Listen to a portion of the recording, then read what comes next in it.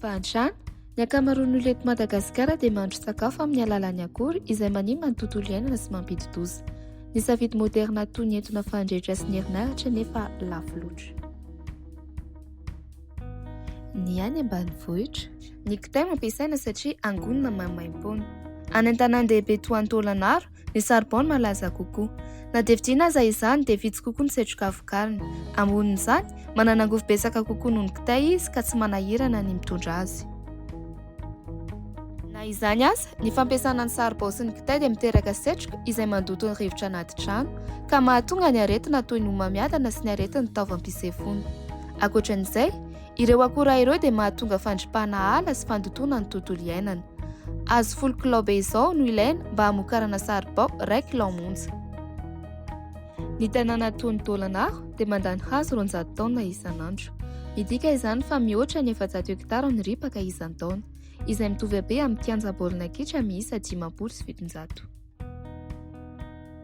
Noho ny fanitarana ny tanan-dehibe dia hiamafy ny fandripahana ala satria mialany ny hazo dia tombo ny vidin'ny saribao ka mitombo ny fahantrana. Mba hanafanana tanteraka ny saribao dia mila akora azo avoazina tanteraka isika. Mampiasa azy latsaky ny 10 isan-jato ilaina amin'ny saribao ny fanamboarana ny granulé, ary azo amboarina amin'ny akora azo avoazina tanteraka toy ny kininina, ny bararata, ny ahitra na ireo karazan-java-maniry mirongatra be. Ny fiaraha-miasa amin'ny tantsaha any ambanivohitra dia manampy amin'ny famokarana akora maharitra bebe kokoa no sady mampitombo ny fidiram-bolan'izy ireo. Izany dia mitondra tombotsoa marobe toy ny fihinan'ny fandaniana.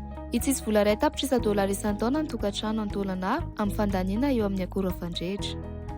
Fidiram-bola vaovao any vondrom-piarahamonina ambanivohitra amin'ny famatsiana akora azo avoazina. Fampihenana ny fahantrana amin'ny fampitomboana ny sehatry ny toe-karena ny an-toerana. Fanatsarana ny fahasalamam-bahoaka, ovavonjy ny an'ny olona maro amin'ny fanafoanana ny fandotoana ny rivotra anaty trano. Fampihenana lehibe ny entona izay mandoto ny tontolo iainana, izany dia voasoratra amin'ny endrika crédit carbone ary amidy mba ahazahoana vola no hanana ny tetikasa. Izany rehetra izany dia ahafahantsika mampiditra fantana moderna sy granulé amin'ny vidiny izay azon'ny olona rehetra jifaina. Andao isika hiara-iasa mba hatanteraka ity tetikasa fanovana ity.